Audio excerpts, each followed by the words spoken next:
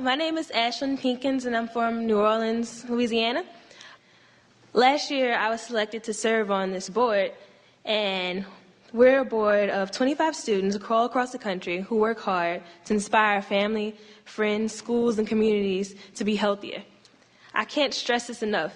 It is extremely important that youth all across the country have a voice on this issue. When we joined the Healthy Schools program, we saw many changes that improved the school environment for students.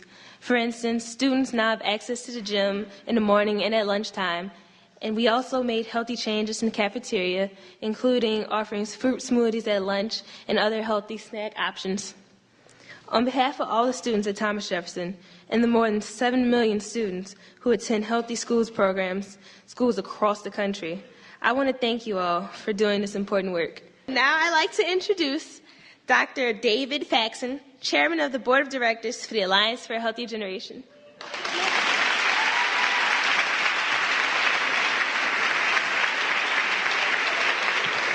Thank you, Ashlyn. As you know, I'm Dr. David Faxon. I'm the Chairman of the Board of Directors for the Alliance for a Healthier Generation. I'm an adult cardiologist and Vice Chair of Medicine at the Brigham and Women's Hospital in Boston. Go Bruins, they're playing right now. And past President of the American Heart Association.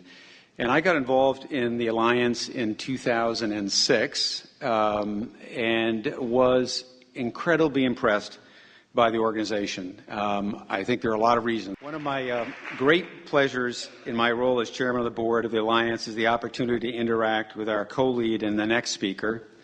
He is the founder of the William J. Clinton Foundation and an innovative leader who in his post-presidency has helped to really reinvent philanthropy and service work around the world. He is also the co-founder of the Alliance for a Healthier Generation. Ladies and gentlemen, it's my pleasure to introduce President Bill Clinton.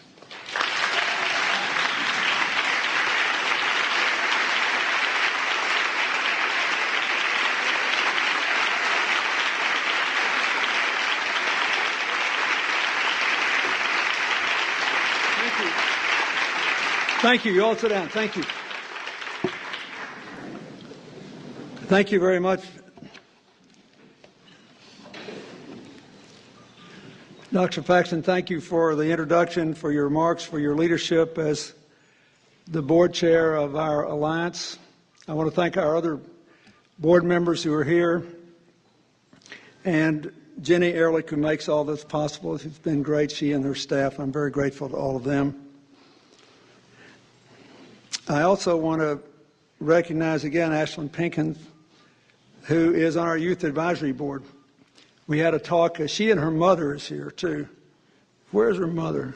Ashlyn, her mother's the proudest person in this room right now, so justifiably so. I want to thank them both.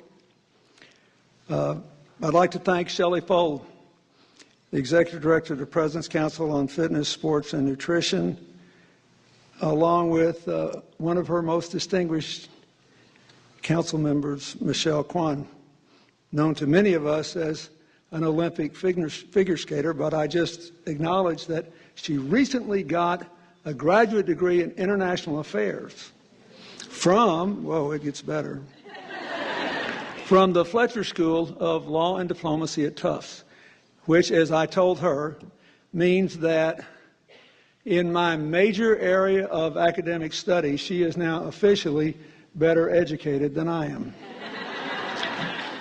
So I congratulate her. Thank you.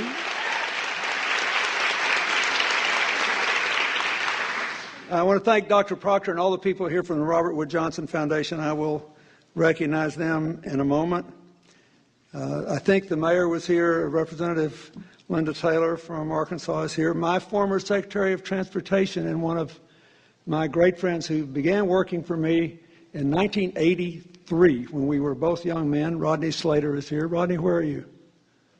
Thank you for being here. I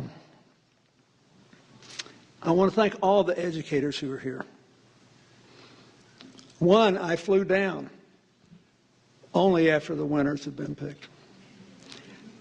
The mother of the young man who is my personal aide and helps me write all my books. Justin Cooper, Ellen Cooper, is the principal of the Anne Frank Elementary School, one of the winners. So I got her down here today so you wouldn't have all the fun. But I want to say first, I hope you've enjoyed being in Little Rock. I hope you've had a chance to tour the library. I hope you got a chance to see my neighbors here at the Heifer Foundation. Heifer is a remarkable NGO, and it has been located in Arkansas for more than 60 years. But you should know that I believe it is true that these two buildings are the only two headquarters of organizations anywhere in America that are next door neighbors that are both Platinum LEED buildings. And we have worked very hard on that. So have they. We work together. We're proud of them. You see the bridge coming up that we hope will become a defining symbol of Little Rock, where everybody will be able to walk over this bridge and it'll be lit all the time. And the work that's being done on the wetlands there. When I first walked out on the balcony of the apartment that's above where you're standing, and I walked all the way to the end, and I looked down at the wetlands, I saw that a red fox had somehow escaped the banks and was literally in a place where it could not have walked. And so I've always wanted to be able to do something about it. And this project is being done in honor of the contractor who built this building, who sadly passed away, Bill Clark, who was a great conservationist and a very close friend of mine. And so his family and all of his friends believe the best way to honor him is to make this a wetlands reserve where we can all go out and our children can learn more about nature. So, I say that by way of background. We're honored to have you here.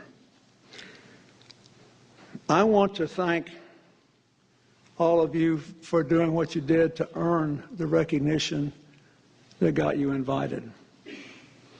When I started working on this in 2005, and the Robert Wood Johnson Foundation agreed to help the American Heart Association and my foundation get this off the ground, all the news was bad. Every article said we were about to raise the first generation of young people that will have shorter lifespans than their parents. 2 years after we started, we had a 9-year-old girl in Harlem diagnosed with type 2 diabetes. The next year, a 9-year-old girl in Washington, D.C. diagnosed with type 2 diabetes. The next year, the person who represents the neighborhood and all they had lost, this incredibly eloquent, attractive, powerful young woman, could not have been a day over 35 or 36 years old. Very moving and unforgettable in the power of her voice and the clarity of her argument, and in the fact that she was in a wheelchair because she lost one leg below the knee to diabetes already. Type 2 diabetes, not type 1. So, why do I say that? Because this is a very different world we're living in now. I mean, I'll never forget when we started, I said, you know, I think we could actually make a deal with these soft drink manufacturers to cut the caloric content of the drinks in our schools. And I had people who've been working in this area for years look at me and say, you know, you were in the White House too long. You got divorced from reality. You were used to people saying yes, even whether they did anything or not. This will never happen. I said, look, these big companies, these are not fly-by-night operations. They are not, you know, just companies that have an interest in running their stock price up today and they don't care what happens tomorrow. They got long-term branding issues, you know, and they don't want all these school kids not to live long enough to be their customers. They don't want to look like that. They have obligations in the communities. They have ties in the communities. I believe we can make a deal with them. And most of my friends in the advocacy area thought I was nuts, but we now know that there has been an 88% reduction in the caloric content of drinks served to kids in our schools, in the schools that are part of this alliance and are supporting the program. So I began to have hope. Then we had some success with the snacks, not as much, but some. Then we got some television personalities involved and some education programs. And the number of schools in this program kept growing and growing and growing to 12,000 now. And you heard Dr. Fackman say we start off with 29 schools and now we've honored 600.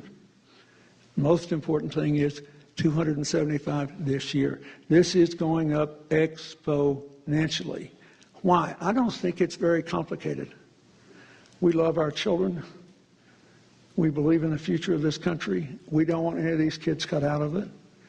And we know that we all have to do something because we're not just trying to say this is a silver bullet or that's a silver bullet. We know we have to change the culture. We have to move more and eat less and differently. We have to basically organize our lives and our time in school and in the community differently. But you're all doing it. And I must tell you, I just love this. You know, it's funny, the older I get, now I'm afraid I'll be intolerable in another 5 years or so, but and I remember when I was young, I promised myself I would never become a grumpy old man, but I don't know if I can keep the promise. Because the older you get, you know, you just don't want to see anybody younger than you die before their time. You don't want to see anybody robbed of their future. You don't want to see anybody miss some beautiful summer day because of some stupid lack of social organization or proper priorities. And I love this because this is what I try to do everywhere today. Just do something and keep doing it till you find something that works. And when you get something that works, hammer it until everybody does it. This is not rocket science, but it is organization and execution. And I honor you for doing this. And I want people in America to know this. I want people in every community in our country to feel empowered by what you have done.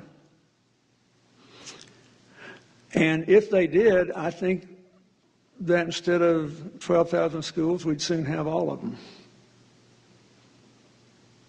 Because I think everybody loves their kids. But so many people feel trapped by the choices that they have made. They're not sure they have other choices they can make. And it's amazing how this soft drink agreement, and then the agreement we made with the people who provide the food to folks that cook their food on site, that's going to affect eventually all these things, a minimum of 30 million people, and almost half of them are on school lunch program. We're giving them a chance to have a different future. And for all of you who are here as a part of this, I think you should think about what lessons you're learning while you're doing this. It might apply to some of America's other challenges. You know, about half of, when I started working on the AIDS program, in 2002, there were only 200,000 people in poor countries anywhere in the world getting this medicine. 2/3 of them were in Brazil because the Brazilian government had their own pharmaceutical operations and they paid for it. There are now about 8 million, slightly more than 4 million of them get their medicine to stay alive on contracts negotiated by our foundation, including 75% of all the kids on Earth who are living. And I say that to make a point that what we did was like the soft drink deal. These generic AIDS drugs were selling for $500 a person a year in countries where the per capita income was $1 a day. So what sounds cheap to us was expensive to them. So we went to all the drug producers, and I said to them, I don't want you to lose money. I promise I'll never let you lose money. If you make a deal with me and you lose money, I'll rewrite the contract. You never have to worry. I never would take advantage of you. But if you could make more money and save millions of more lives, would you like to do it? And they said, well, of course. I said, okay, here's what you got to do. You got to cut the price of these drugs by more than 50%. And then I will increase the volume by more than you cut the price. And unlike the present situation, I'll pay you every single time and on time. And I'll cut the cost of the supply chain. I'll make it more efficient for you to deliver these drugs. So if I did that, what will he give me for the drugs? How cheap can we get them? The drugs that start off at $500 when you had to take 3 a day are now $90 a year. The children's drugs that were $600,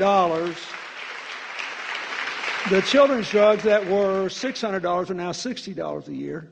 And now there's a much more user-friendly one-drug option that's under $200 a year.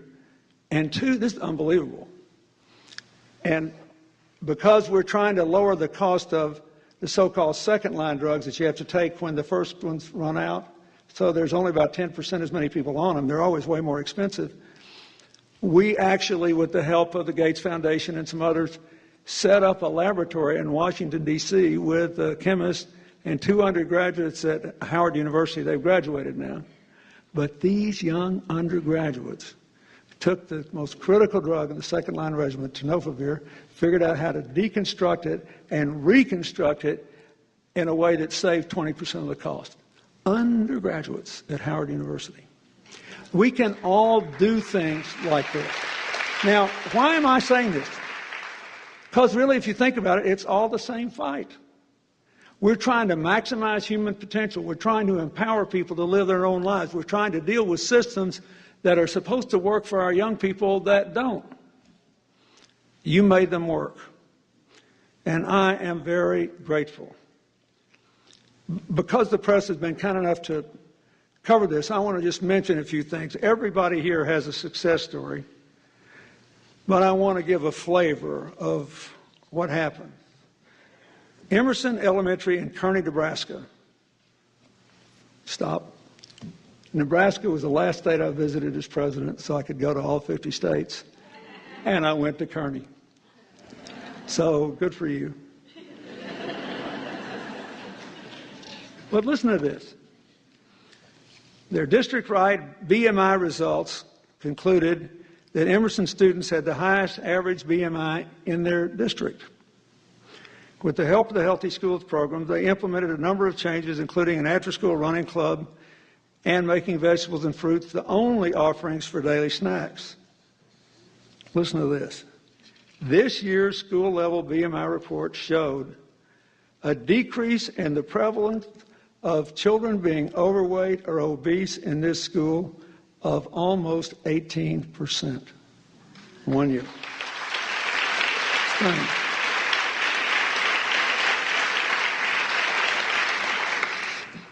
At Mills Elementary in Klamath Falls, Oregon, the state that on a per capita basis I think has the highest number of honorees in this group, they provided health and physical education training for every single teacher in the school. This increased the time each class is spending in physical education and emphasized that health and fitness is everyone's responsibility. I'll tell you why I like this. I just did an interview walking here with Dr. Sanjay Gupta of CNN. And a lot of you have seen him, but he's really interested in this. He's a great doctor. He cares so much about this.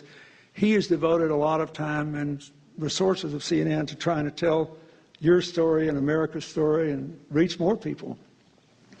But he said to me, and we'll get to this in a minute, he said, now it's a big deal if these kids do 30 minutes of physical education a day in school. But he said, when you were in school, didn't nearly everybody do 45 minutes or an hour? And what happened? And what I said, well, a lot of things happened.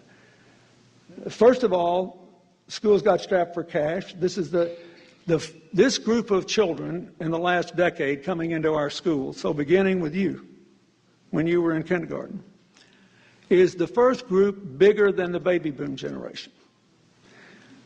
At the same time, unlike the baby boom generation, which were largely sired by World War II veterans who were given subsidies and other grants to buy houses, this is the highest percentage of school kids we've ever had whose parents do not own their own homes and therefore do not at least directly pay property taxes at a time when property taxes still have a big say in school finance, so it's harder and harder to pass a millage in school districts all over America. Isn't that right? At the same time, with the standards going up and the need to have more time on task and no state willing to take on the issue of lengthening the school year, it means if you have to cram more instruction into every school day, then something has to give. And then if you have to cut an expense, it's easy to cut the music program or the phys ed program, or both, or the art program. So that's what happens. So the reason I mention that is the idea of turning everybody into a physical education teacher is something that I think we may see more of, just like in Oklahoma and a lot of other places. They're emphasizing these A+ schools, which tries to turn everybody into an arts teacher, to look at how to use the arts and culture in every history class, and every social science class, and every language class, and everything else. It's really an interesting concept. In Elizabeth, New Jersey, a school district represented by 17 schools here,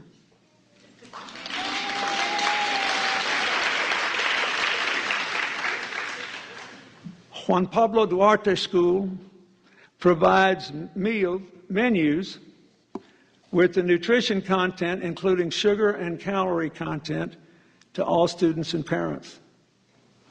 The school also offers organized sports teams such as football, basketball, kickball, and soccer, and students are encouraged to participate in stretching and exercise after breakfast. Good for you. I think this transparency in food content's a big deal. It affects different students and different faculty members in different ways, but you will get a certain percentage of people to do things they would otherwise not do if they actually know. As a guy at my local Starbucks will tell you about me, much to their chagrin. Now, let me just say that these schools, as I said, are just a few. I'm going to recognize our overall winners in a moment, but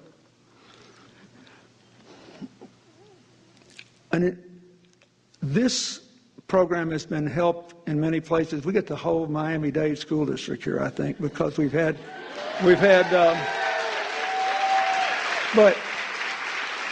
it's a tribute to them and their willingness to do it, but you need to know something else.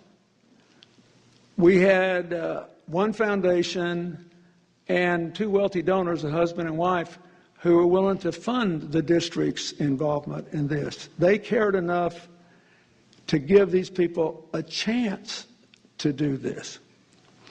So the other thing I want to say is I hope the people who read about this and learn about this, and I hope when you go home people will understand that there is a direct correlation between these activities and not only the health of our students, but also the learning curve they're on. And I hope we'll be able to get more support for this. In the meanwhile, let me say that we would not be here, period, if it weren't for the Robert Wood Johnson Foundation. And I want to say that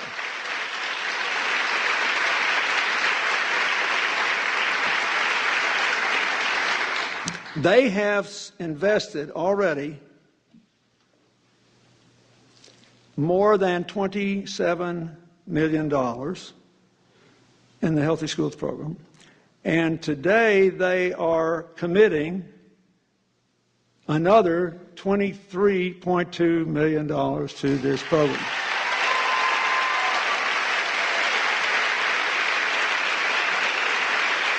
Now,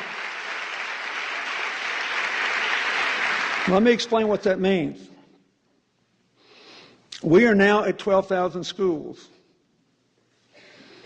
Because of this commitment, by 2014, we will support 30,000 schools and more than 18 million students. So we should all thank the Robert Wood Johnson Foundation.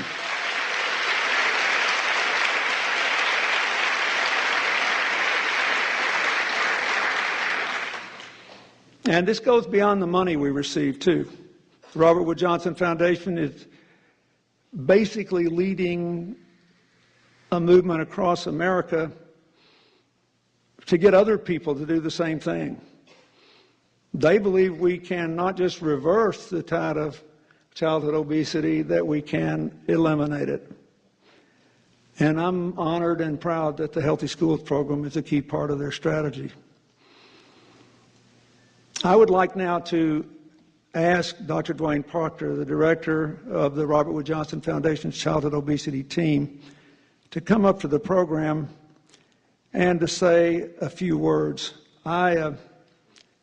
Look, these people are great, and we'd be nowhere without them. So let's give them another big hand. It's great. Thank you. Thank you. Thank you.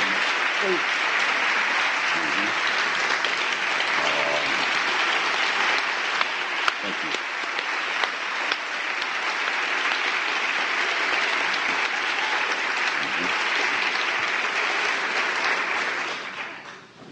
That was very heartwarming. Thank you very much. I really appreciate that. And I'm completely excited to be here today and honored to be standing alongside one of the greatest champions for our schools and our nation's children. Without leadership like this, we would not be able to see these changes that we're seeing today. Mr. President, all of my colleagues at the Robert Wood Johnson Foundation are just as excited as you are to share this moment with you to further expand the Healthy Schools program. Today, the Healthy Schools program is in more than 12,000 schools, many of them online, many of them engaged with your relationship managers, and you know who they are, and they deserve a big round of applause. Can we hear it? Right on.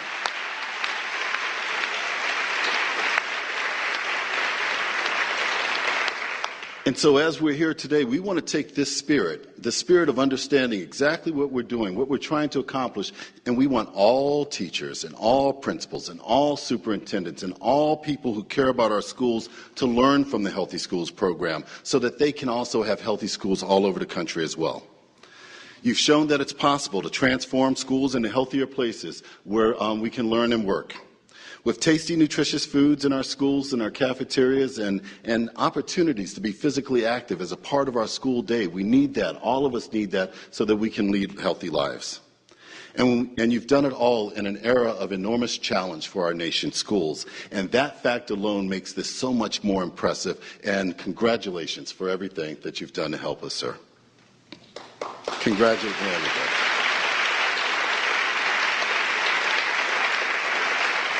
But also, congratulations to you all, the schools that you represent, for what you've done. You're leading the way. You're showing that we can make a difference in our country if we put our minds to it and do the things that we know that are right for our children. As we said, just 4 years ago, there were 29 schools recognized as a part of the Healthy Schools program. And then it went up to 1,000 schools. And now we're going to be in 30,000 schools across the nation by 2014. This is a great and remarkable achievement for our country, and I'm so proud to be here, and we have got to keep this momentum going. Just as all of you have earned the right to be here today, the Healthy Schools program has earned the respect, the thanks, and the congratulations of the Robert Wood Johnson Foundation. We are so pleased to be able to support this program moving forward, and we will be there at 2014 to see all 30,000 schools and all the champions who come up after that.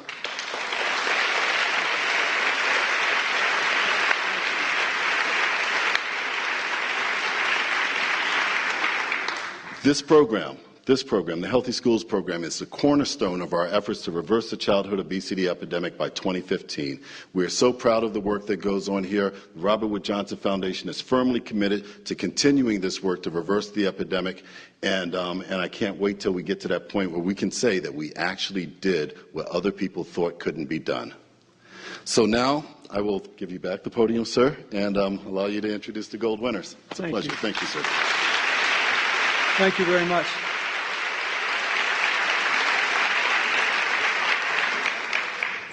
I'm now going to introduce our gold medal winners and ask them to come up and join me on stage for an opportunity. But let me say, there's one other thing I want to say as I do this, and also for the benefit of the people who are good enough to cover this for the media.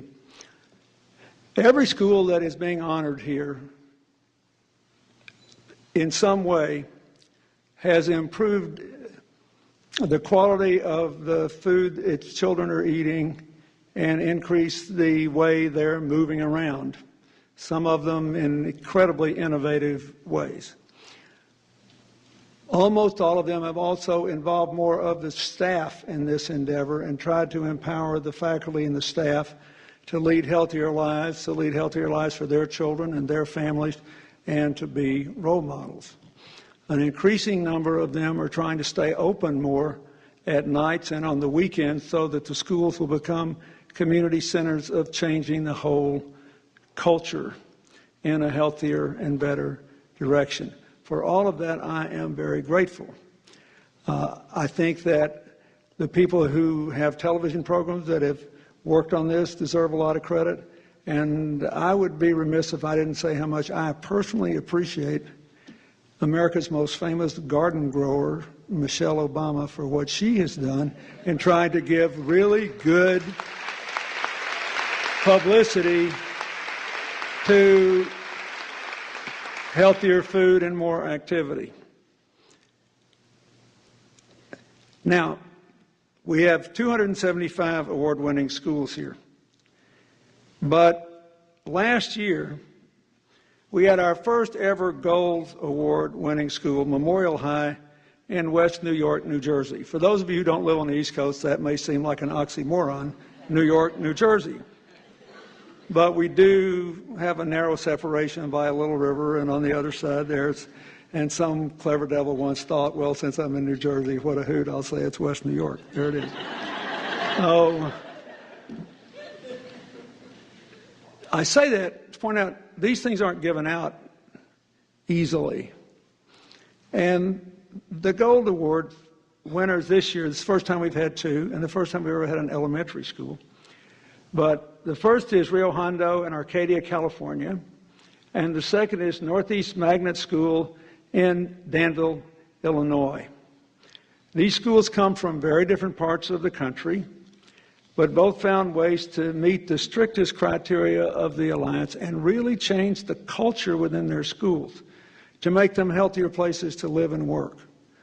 We read things about how people now comfortably talk about things that used to be off limits. They talk about how they can exercise, how they can live healthier lives. It's a sort of an amazing thing, reading the accounts of the way life has changed in a way that is completely positive.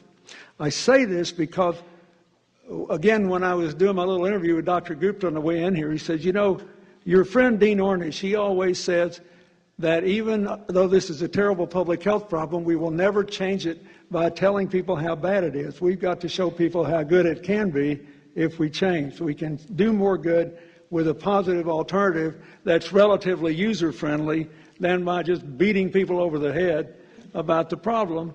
And that's what has happened in these two schools. At Rio Hondo, physical activity and wellness are integral now to every single school day. They host the Junior Olympics with each grade representing a different country. I would say that gives some countries an unfair advantage, wouldn't you? Kind of like the way the world works. The students learned about their representative countries in class. Then they compete as those countries on the field.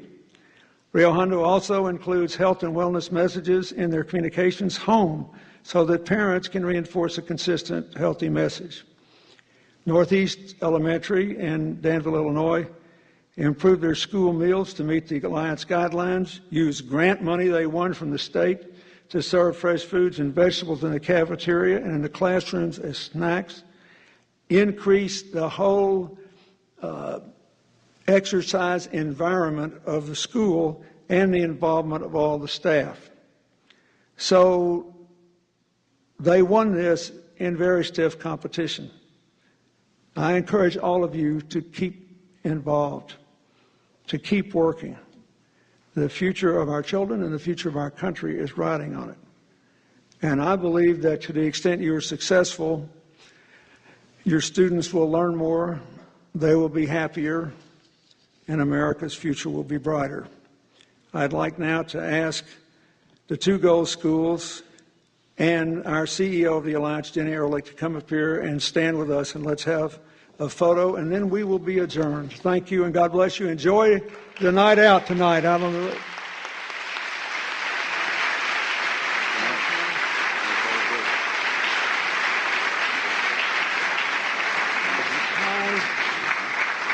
Congratulations. Thank you. Congratulations.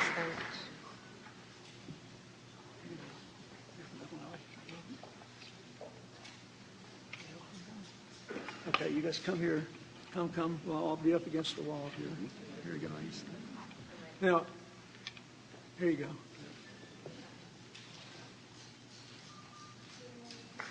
Thank you. Bless you. Thank you. Thank you. Okay.